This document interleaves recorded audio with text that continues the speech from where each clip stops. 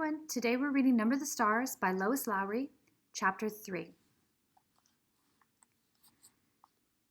Chapter 3. Where is Mrs. Hirsch? The days of September passed, one after the other, much the same. Anne-Marie and Ellen walked to school together and home again, always now taking the longer way, avoiding the tall soldier and his partner. Kirsty dawdled just behind them or scampered ahead, never out of their sight. The two mothers still had their coffee together in the afternoons. They began to knit mittens as the days grew slightly shorter and the first leaves began to fall from the trees because another winter was coming. Everyone remembered the last one. There was no fuel now for the homes and apartments in Copenhagen, and the winter nights were terribly cold. Unlike the other families in their building, the Johansons had opened the old chimney and installed a little stove to use for heat when they could find coal to burn. Mama used it too, sometimes for cooking, because electricity was rationed now. At night, they used candles for light. Sometimes Ellen's father, a teacher, complained in frustration because he couldn't see in the dim light to correct his students' papers. "Soon we will have to add another blanket to your bed," Mama said one morning as she and Anne-Marie tidied the bedroom. "Kirsty and I are lucky to have each other for warmth in the winter," Anne-Marie said. "Poor Ellen, to have no sisters." "She will have to snuggle in with her Mama and Papa when it gets cold," Mama said, smiling. "I remember when Kirsty slept between you and Papa. She was supposed to stay in her crib, but in the middle of the night she would climb out and get in with you," Anne-Marie said, smoothing the pillows on the bed. Then she hesitated and glanced at her mother, fearful that she had said the wrong thing, the thing that would bring the pained look to her mother's face. The days when little Kirsty slept in Mama and Papa's room were the days when Lisa and Anne-Marie shared this bed. But Mama was laughing quietly. "I remember too," she said. "Sometimes she wet the bed in the middle of the night." "I did not," Kirsty said haughtily from the bedroom doorway. "I never, ever did that." Mama, still laughing, knelt and kissed Kirsty on the cheek. "Time to leave for school, girls," she said. She began to button Kirsty's jacket. "Oh dear," she said suddenly. "Look, this button has broken right in half. Anne-Marie, take Kirsty with you after school to the little shop where Mrs. Hirsch sells thread and buttons. See if you can buy just one to match the others on her jacket. I'll give you some kroner. It shouldn't cost very much." But after school, when the girls stopped at the shop, which had been there as long as Anne-Marie could remember, they found it closed. There was a new padlock on the door and a sign, but the sign was in German. They couldn't read the words. "I wonder if Mrs. Hirsch is sick," Anne-Marie said as they walked away. "I saw her Saturday," Ellen said. "She was with her husband and their son. They all looked just fine. Or at least the parents looked just fine. The son always looks like a horror," she giggled. Anne-Marie made a face. The Hirsch family lived in the neighborhood, so they had seen the boy Samuel often. He was a tall teenager with thick glasses, stooped shoulders, and unruly hair. He rode a bicycle to school, leaning forward and squinting, wrinkling his nose to nudge his glasses into place. His bicycle had wooden wheels, now that rubber tires weren't available, and it creaked and clattered on the street. "I think the Hirsches all went on a vacation to the seashore," Kirsty announced. "And I suppose they took a big basket of pink frosted cupcakes with them," Anne-Marie said sarcastically to her sister. "Yes, I suppose they did," Kirsty replied. Anne-Marie and Ellen exchanged looks that meant, "Kirsty is so dumb." No one in Copenhagen had taken a vacation to the seashore since the war began. There were no pink frosted cupcakes. There hadn't been for months. Still, Anne-Marie thought, looking back at the shop before they turned the corner, where was Mrs. Hirsch? The Hirsch family had gone somewhere. Why else would they close the shop? Mama was troubled when she heard the news. "Are you sure?" she asked several times. "We can find another button someplace," Anne-Marie reassured her. "Or we can take one from the bottom of the jacket and move it up. It won't show very much." But it didn't seem to be the jacket that worried Mama. "Are you sure the sign was in German?" she asked. "Maybe you didn't look carefully." "Mama, it had a swastika on it." Her mother turned away with a distracted look. Anne-Marie, watch your sister for a few moments and begin to peel the potatoes for dinner. I'll be right back. Where are you going? Anne-Marie asked as her mother started for the door. I want to talk to Mrs. Rosen. Puzzled, Anne-Marie watched her mother leave the apartment. She went to the kitchen and opened the door to the cupboard where the potatoes were kept.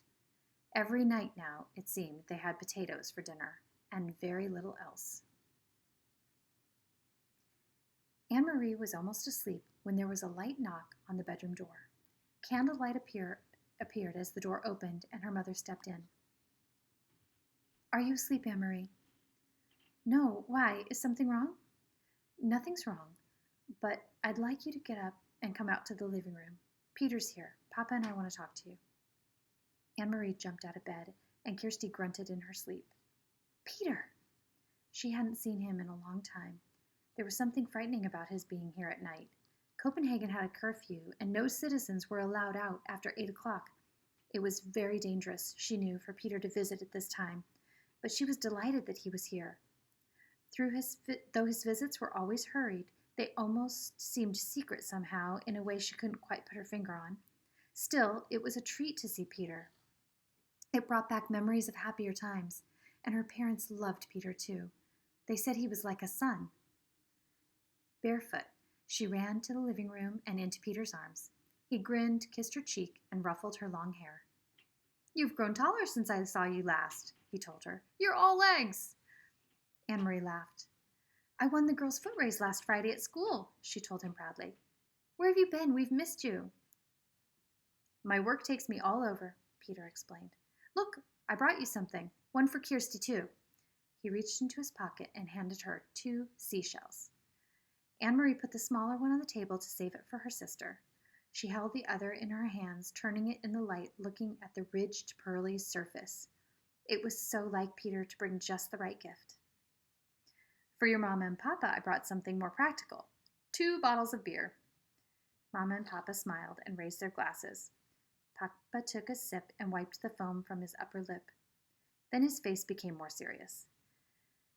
Anne-Marie, he said, Peter tells us that the Germans have issued orders closing many stores run by Jews. Jews, Anne-Marie repeated. Is Mrs. Hirsch Jewish? Is that why the button shop is closed? Why have they done that? Peter leaned forward. It is their way of tormenting. For some reason, they want to torment Jewish people. It has happened in the other countries. They have taken their time here, have let us relax a little, but now it seems to be starting. But why the button shop? What harm is a button shop? Mrs. Hirsch is such a nice lady. Even Samuel, he's a dope, but he would never harm anyone.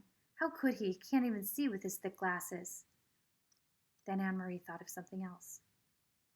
If they can't sell their buttons, how will they earn a living? Friends will take care of them, Mama said gently. That's what friends do. Anne-Marie nodded. Mama was right, of course. Friends and neighbors would go to the home of the Hirsch family, would take them fish and potatoes and bread and herbs for making tea. Maybe Peter would even take them a beer. They would be comfortable until their shop was allowed to open again. Then suddenly she sat upright, her eyes wide. Mama, she said. Papa, the Rosens are Jewish too.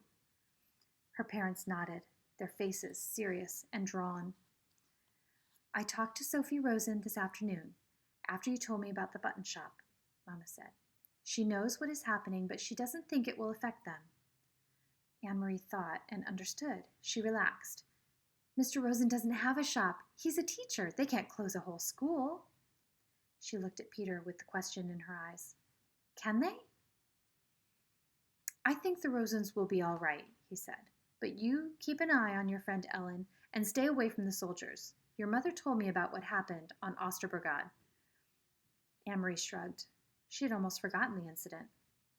It was nothing. They were only bored and looking for someone to talk to, I think. She turned to her father. Papa, do you remember what you heard the boy say to the soldier, that all of Denmark would be the king's bodyguard? Her father smiled. I have never forgotten it, he said. Well, Anne-Marie said slowly, now I think that all of Denmark must be bodyguard for the Jews as well.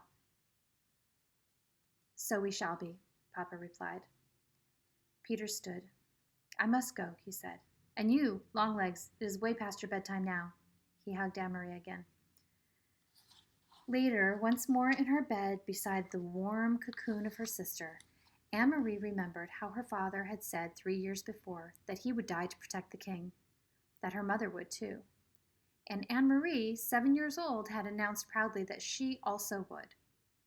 Now she was 10, with long legs and no more silly dreams of pink frosted cupcakes. And now she, and all the Danes, were to be bodyguard for Ellen, and Ellen's parents, and all of Denmark's Jews. Would she die to protect them, truly? Anne-Marie was honest enough to admit there in the darkness to herself that she wasn't sure. For a moment, she felt frightened, but she pulled the blanket up higher around her neck and relaxed. It was all imaginary anyway, not real. It was only in the fairy tales that people were called upon to be so brave, to die for one another. Not in real life, Denmark. Oh, there were soldiers, that was true, and the courageous resistance leaders who sometimes lost their lives, that was true too. But ordinary people like the Rosens and the Johansons? Anne-Marie admitted to herself, snuggling there in the quiet dark, that she was glad to be an ordinary person who would never be called upon for courage.